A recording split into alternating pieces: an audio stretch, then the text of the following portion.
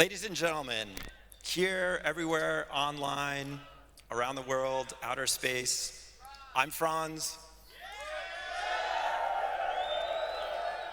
And on behalf of everybody at Tesla, welcome to We Robot. Just want to thank Warner Brothers for hosting us here. As you know, this is the birthplace of many epic films, many of them depicting a vision of the future. We're here tonight to experience that future that is closer than you think. And who better than Elon, right, to show us that future? So it looks like Elon's on his way, so let's welcome him out here.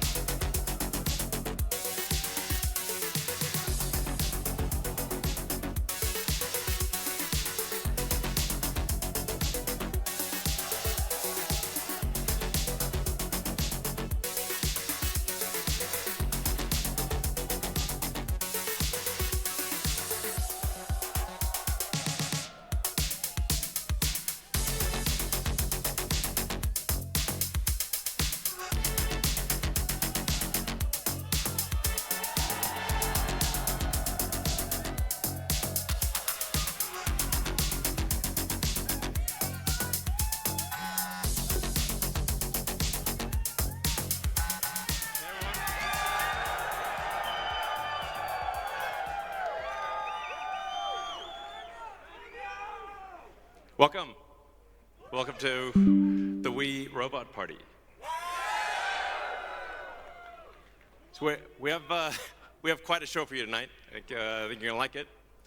As you can see, I just arrived in Robotaixi, the Cybercab, and there's 20 more where that came from.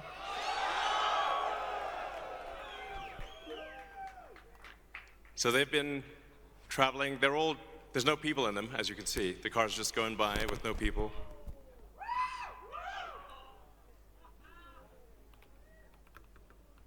And we have 50 fully autonomous cars here tonight. So you'll see Model Ys and the Cybercab, all driverless.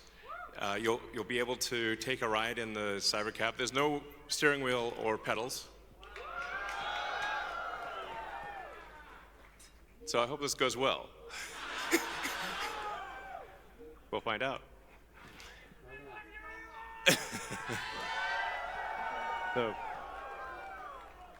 So you see a lot of sci-fi movies where the future is dark and dismal, where it's not a future you want to be in. So, like, I love Blade Runner, but I don't know if we want that future. I think we want that duster he's wearing, but not the bleak apocalypse. We want to have a fun, exciting future that if you could look in a crystal ball and see the future, you'd be like, yes, I wish I could be there now. That's what we want. So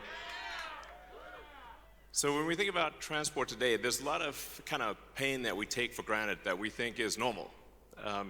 Like having to drive around LA in like 3 hours of traffic. Yeah, and people that live in LA, I mean, try to get from Pasadena to, El Segundo during rush hour is like, you can fly to, another city faster than you can get to across town LA. So, and you have to drive the whole way. Unless you're in a Tesla, of course. Now, Tesla already does quite well at this, supervised self-driving. So supervised full self-driving is actually working quite well. I'm sure there's people in the crowd, you're using that, yeah?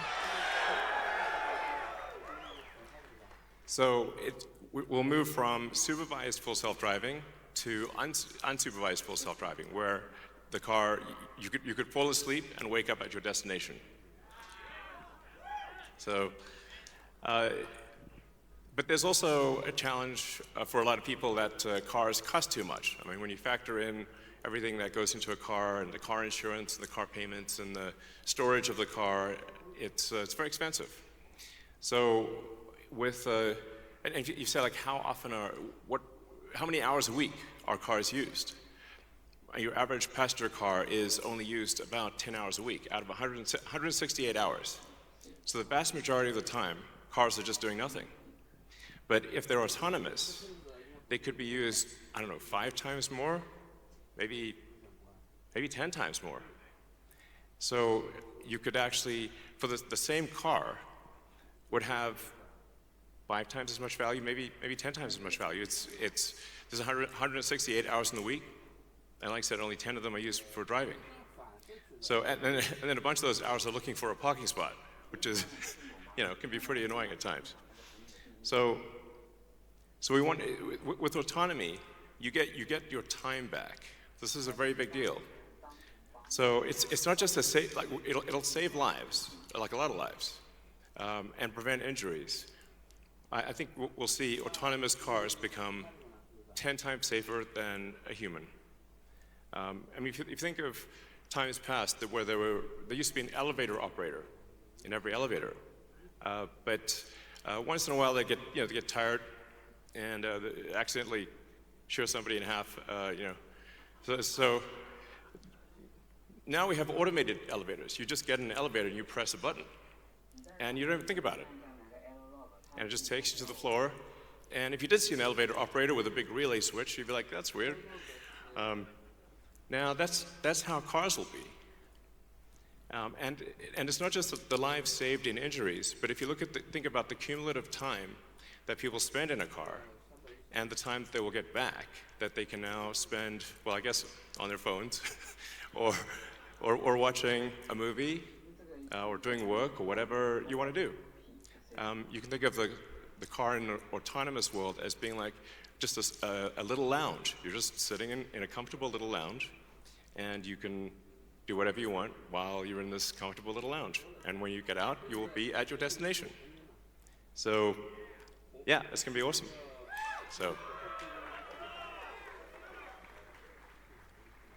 So in fact, I think the cost of autonomous transport will be so low that you can think of it like individualized mass transit. The average cost of a bus per mile for a city, not the ticket price because that is subsidized, but the average price is about $1 a mile. Whereas the cost of Cybercab, we think probably over time, from the operating cost is probably going to be around 20 cents a mile. And price, including taxes and everything else, probably ends up being 30 or 40 cents a mile. So yes, and you will be able to buy one.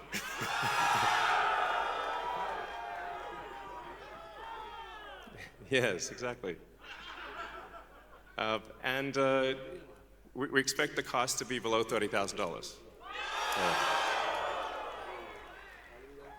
And I think there'll be an interesting, business model where, like, let's say somebody is an, Uber or Lyft driver today, where they can actually sort of manage a fleet of cars and sort of manage, I don't know, 10, 20 cars, and just sort of take care of them like a shepherd tends their flock. You have your flock of cars, and you're the shepherd, and you take care of your flock of cars. I think that would be pretty cool. I think it's going to be a glorious future. It's going to be really something special. So, yes, good, all excellent questions.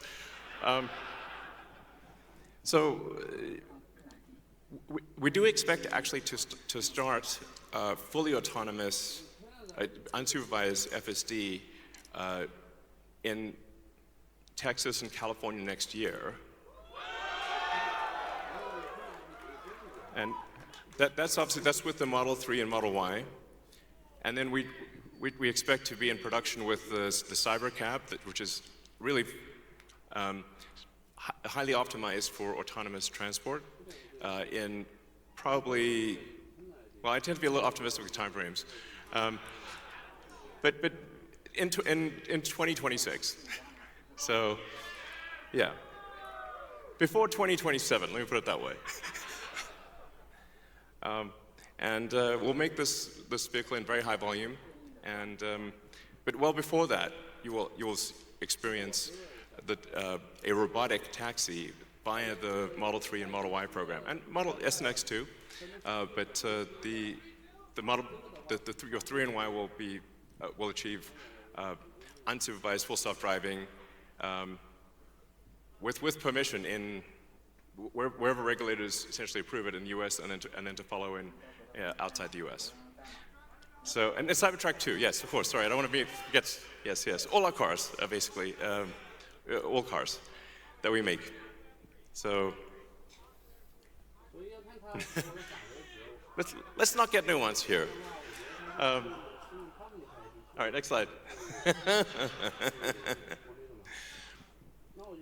So, one of the reasons why the computer can be so much better than a person is that we have millions of cars that are training on driving. So it's like living millions of lives simultaneously and seeing very unusual situations that a person in their entire lifetime would not see.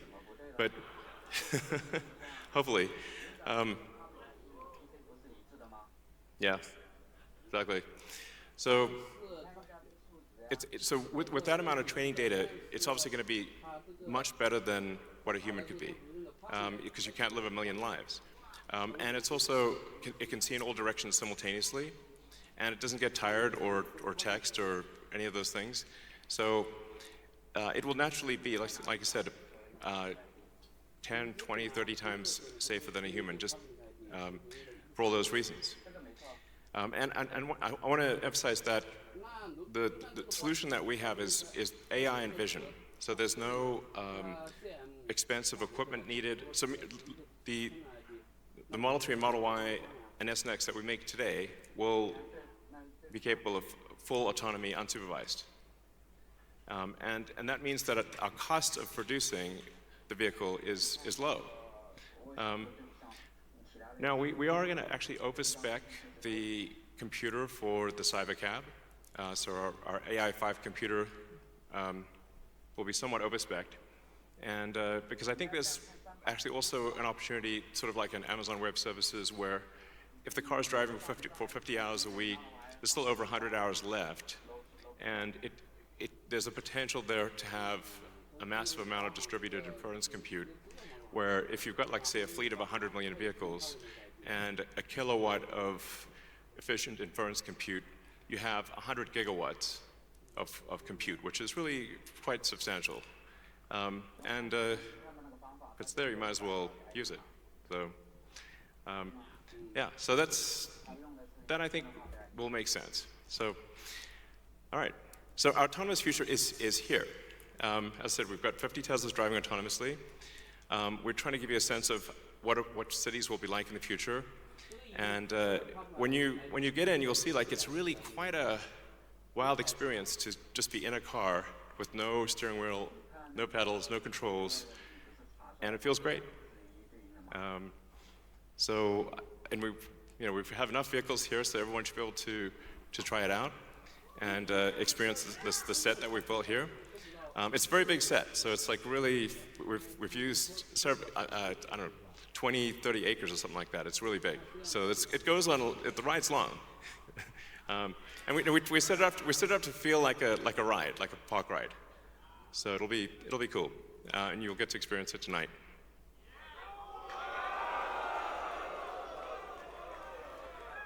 Something we're also doing is, and it's really high time we did this, is inductive charging.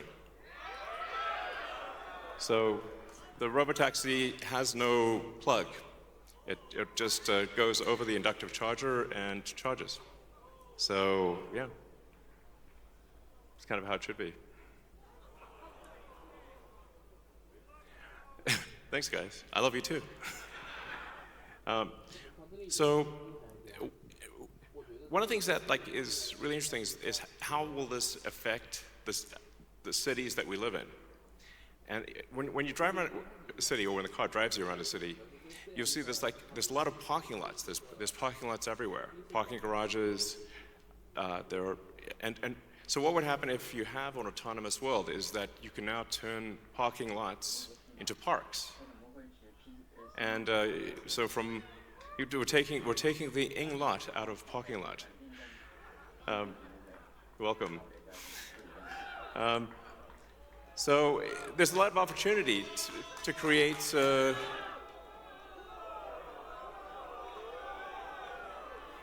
green space in the cities that we live in.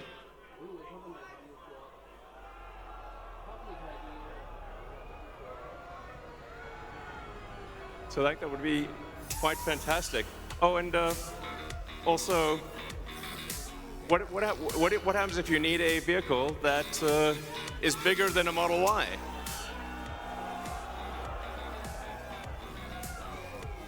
The Robovan. The Robovan is we're going to make this, and it's going to look like that. Now, can you imagine going down the streets and you see this coming towards you? That'd be sick.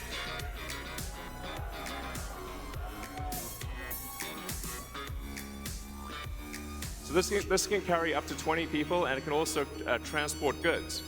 So you can configure it for goods transport within a city, or transport of up to 20 people at a time.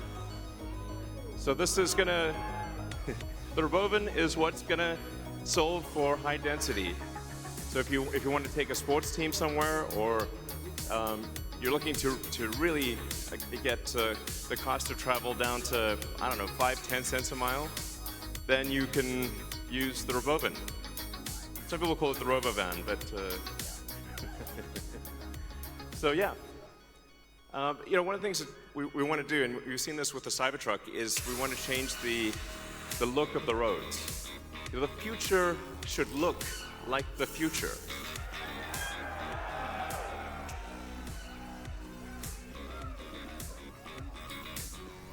So,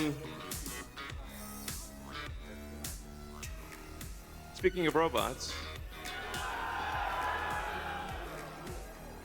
so everything we've developed for our cars, the batteries, power electronics, the advanced motors, gearboxes, the software, the AI inference computer, it all actually applies to a humanoid robot. It's the same techniques. It's just a robot with arms and legs instead of a robot with wheels. And we've made a lot of progress with Optimus. And as you can see, we started up with someone in a robot suit, sort of down, and then we've progressed dramatically year after year. So if you extrapolate this, you're really going to have something spectacular, something that anyone could own. So you could have your own personal R2-D2 C3PO. And I think at scale, this would cost something like, I don't know, $20,000, $30,000. Probably less than a car, is my prediction long term. Now, it'll take us a minute to get to the long term, but But fundamentally, at scale, the Optimus robot, you should be able to buy an Optimus robot for, I think, probably $20,000 to $30,000 long term. So, and what can it do? It'll basically do anything you want. So it can be a teacher, babysit your kids. It can walk your dog, mow your lawn, get the groceries, just be your friend, serve drinks. Whatever you can think of, it will do. And yeah, it's going to be awesome. I think this will be the biggest product ever of any kind. Yeah. Because I think everyone, of the 8 billion people of Earth, I think everyone's going to want their Optimus buddy. And there's going to be maybe 2, and then they'll be producing products and services. I predict, actually, provided we address risks of digital superintelligence, 80% probability of good, a good outcome. Look on the bright side. The cup is 80% full. The cost of products and services will decline dramatically, and basically anyone will be able to have any products and services they want. It will be an age of abundance, the likes of which people have almost no one has envisioned. It'll be something special. So, now one of the things we wanted to show tonight was that Optimus is not a canned video. It's not walled off. The Optimus robots will walk among you. Please be nice to the Optimus robots. So you'll be able to walk right up to them, and they'll serve drinks at the bar. And you'll directly, I mean, that's just, it's a wild experience just to have humanoid robots, and they're there, you're just in front of you. So, yeah, with that, let's party.